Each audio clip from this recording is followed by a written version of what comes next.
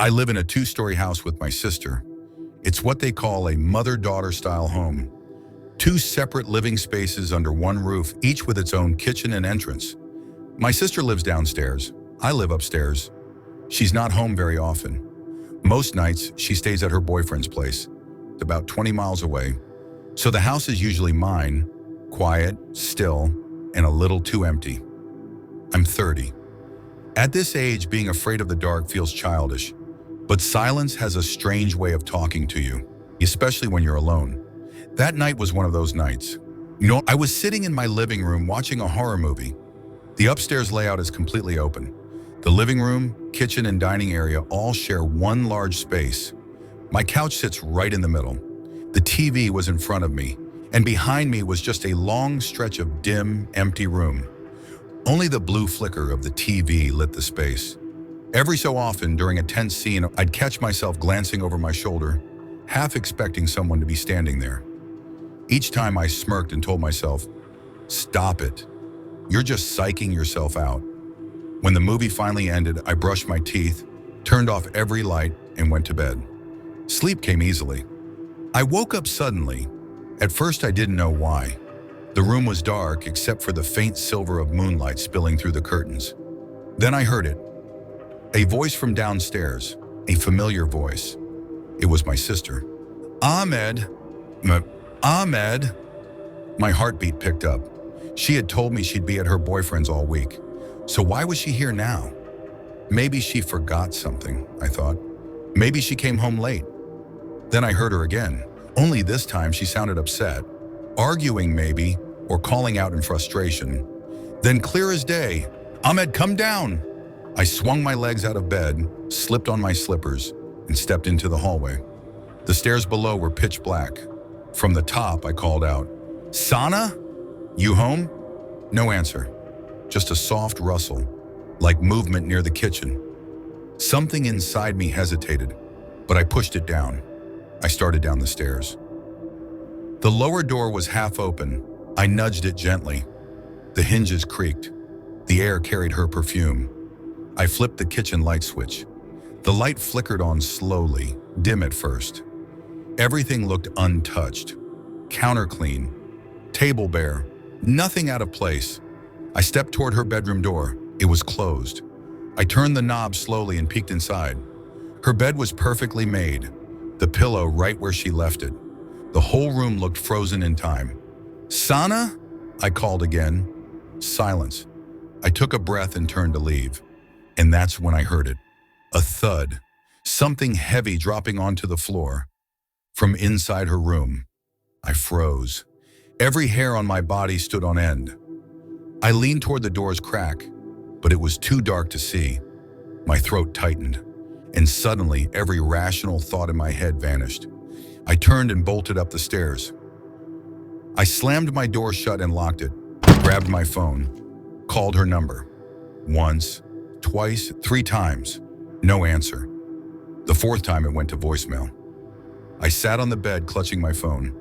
The house felt alive now. Every creak and pop sounded deliberate. Then another noise drifted up. A faint crack, like footsteps on the wooden floor below. My mouth went dry. I grabbed the TV remote and turned the volume on low, just enough sound to pretend everything was normal, to keep the silence from closing in. Minutes passed, maybe hours. At some point, half awake and half terrified, I must have dozed off. Sunlight hit my face when I woke. The fear felt distant, but my chest was still tight with unease. I reached for my phone first thing. There was a text from my sister, greater than, "Why did you call me at 1 a.m.? I sat up instantly. Greater than, "Were you home last night?" I replied. Her answer came a minute later. Greater than no? "I'm still at Mark's place. Why?" I didn't respond right away. I just stared at the screen, then slowly made my way downstairs. Everything looked exactly as before. The kitchen spotless, the living room untouched, her bedroom neat and quiet. I looked around for anything that might have fallen. A book, a frame, anything that could have made that sound. But the floor was bare. Nothing. I stood in the doorway, morning light spilling across the floorboards, and tried to convince myself it was a dream. Some trick of exhaustion. But deep down, I knew better. Dreams don't leave the faint scent of perfume in the air. Dreams don't call you by name. Since that night, I never go downstairs after dark. When my sister's away, I lock the door at the top of the stairs. An extra latch I installed myself. And still, some nights, right before I drift off, I hear it again. That soft, familiar voice from below. Ahmed, come down. And I pull the blanket over my face, eyes wide open, pretending not to breathe. Because if it wasn't her, then who's calling my name? No.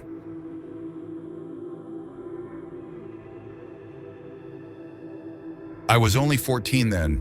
My mom was a nurse who worked night shifts at the hospital, and my older brother lived away at college. So most nights it was just me at home. It was a weekend night. Before leaving, Mom said, "Keep the doors locked. Don't open up for anyone." I laughed it off. Mom, I'm not a little kid. But the truth is, a small fear always lived in the quiet. That night, my friend Maria came over. We watched a couple of movies, ate chips, talked about nothing and everything. Her parents were strict, so she left before 11. When she walked out, the house fell into that kind of silence. That rings in your ears. I went up to my room, switched on the TV, and lay back on my bed. My window was open. Outside on the deck, we kept a set of wooden chairs. Everything felt calm until I heard a scrape, like a chair being dragged. I muted the TV. There it was again, sharper this time. Wood on wood from the deck. I leaned over and peered out the window. A man was sitting in one of the chairs. I couldn't see his face clearly in the dark. Just the dim shape of a head tilted toward my window, as if he were staring straight at me. My heartbeat thundered.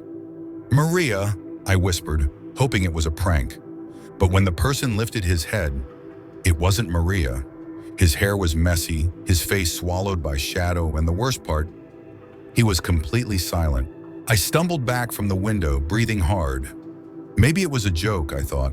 A stupid dare. I grabbed my phone, opened our group chat, and typed, "Is any of you outside my house?" The replies came fast. Greater than, "What? No. Why? What happened?" My stomach sank. "Nothing. Forget it," I wrote back.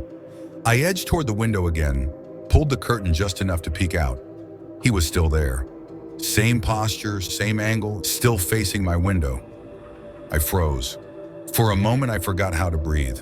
I slid the curtain closed and turned off my bedroom light. Sitting on the edge of the bed, I pulled my knees up and tried not to move.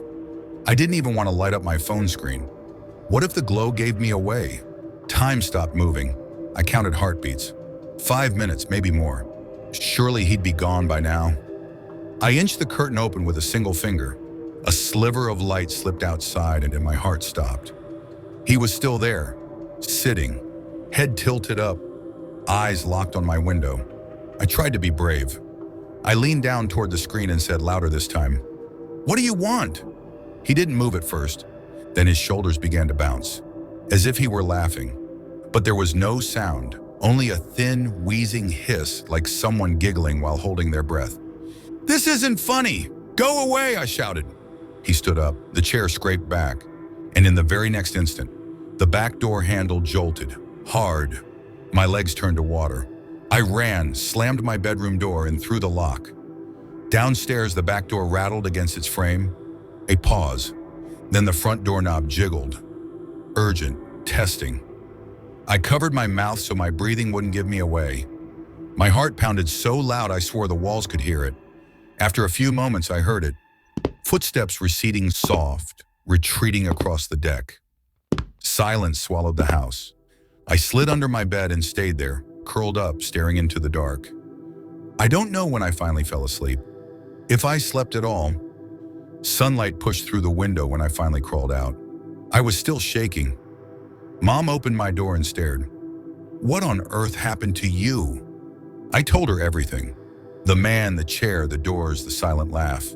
Her face drained of color. She called the police immediately. They came, walked the yard, checked for traces. In the dirt by the back step were clear shoe prints. Not ours. Under the chair was a cigarette butt. Also not ours. "Someone likely tried to get in," an officer said. Good thing the doors were locked. Mom scolded me for not calling 911 right away. I didn't argue, because the truth is, I didn't have the courage to make a sound. Years later, I'm 26 now. Whenever I visit my mom's house, that same chair still sits out there. The sight of it sends a cold current through me, because I remember it all too clearly. The way he watched the window, the soundless shake of his shoulders, the thin, wheezing hiss of breath, masquerading as laughter in those eyes, visible even in the dark. Sometimes on nights when the world goes very quiet, I catch myself staring out of my own window. For a second, I swear I can see someone sitting there, just beyond the glass. Then I tell myself it's just a trick of light. Probably, but the thought always circles back. If he had forced that door open that night, I might never have seen morning. I was 10 years old at the time. We were a family of 5. Mom, Dad, my older brother Rehan, me, and my little sister Sarah, who was just 5. It was an ordinary Friday night. Mom and Dad were talking at the dining table. Rehan had gone out with friends and I was in my room, playing Star Wars on my PlayStation. The house felt warm, safe, familiar. But that night something shifted. Something I still can't explain. It was around 11 when I heard Mom scream, "No! No! What do you mean?" Her voice was raw, desperate. I jumped up, my heart thudding in my chest. When I opened my door, Mom was standing by the phone, tears streaming down her face. Dad stood next to her, pale and silent. "What happened?" I asked, my voice small. Mom's lips trembled. "It's Rehan," she said. He got hit by a car. He's in the hospital." The room went cold. Dad grabbed his coat. Mom snatched up Sarah, still half asleep. Before rushing out, she turned to me. "Stay home, sweetheart. We'll be back soon. Lock the doors." I nodded, numb, watching them disappear through the front door. Dash. Dash. When the door clicked shut, the house fell into absolute stillness. Only the ticking clock and my heartbeat broke the silence. I sat back down in front of the TV, controller in hand, but I wasn't really playing anymore. All I could think about was Rehan. The accident, Mom crying, Dad's face frozen in fear. Minutes stretched into hours. Eventually, I turned the console off and lay on my bed, trying to sleep. Dash.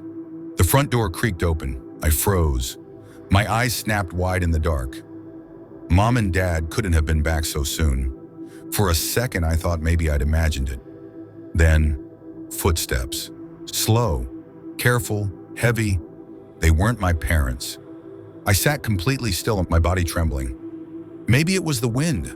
But then I heard whispering, low voices muttering, moving around the living room. I swallowed hard, crept to the door, and eased it open just a crack. The stairway was pitch black. From downstairs, faint moonlight spilled through the curtains, casting pale light on the floor. Enough to see them. 3 figures, tall, broad, moving like shadows through our home. One crouched by the TV stand, another at the kitchen counter, the third pacing near the hallway. My heart hammered so loudly, I thought they'd hear it.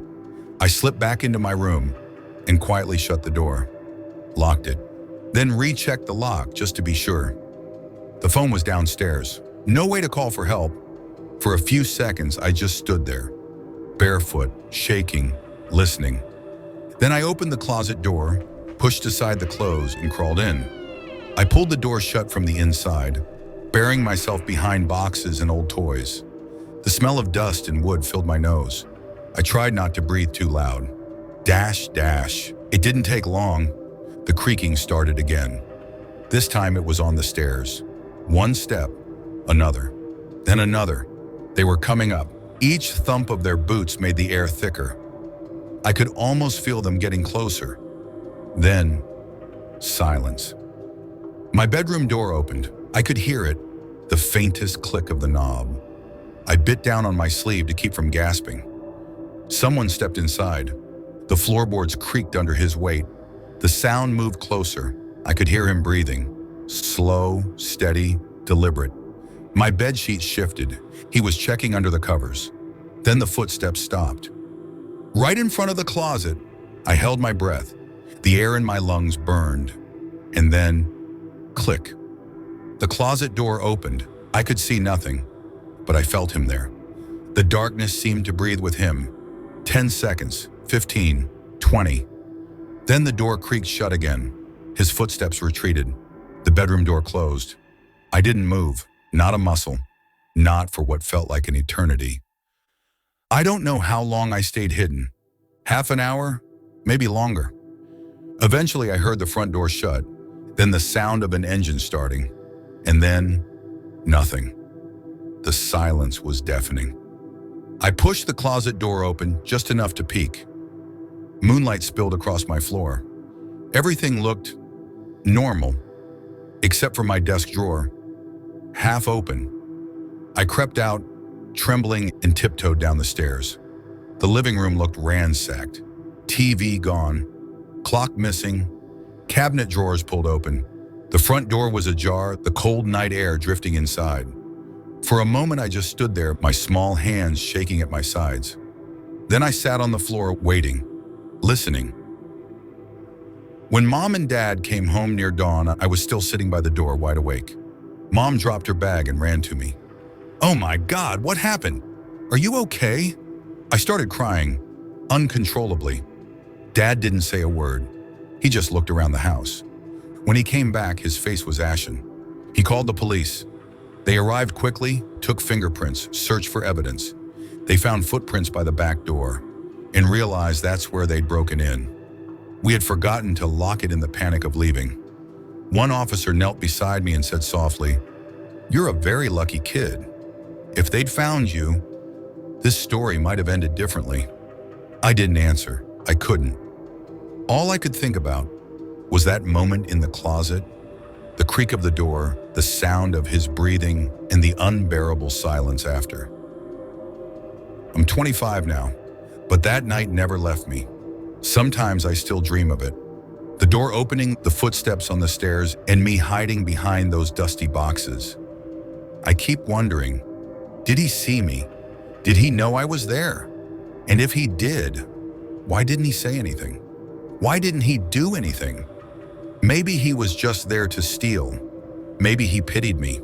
Or maybe he enjoyed it. Knowing I was there, frozen, terrified, holding my breath while he stood inches away. In my nightmares, it always ends the same. The closet door creaks open, but this time, it doesn't close again. Dash.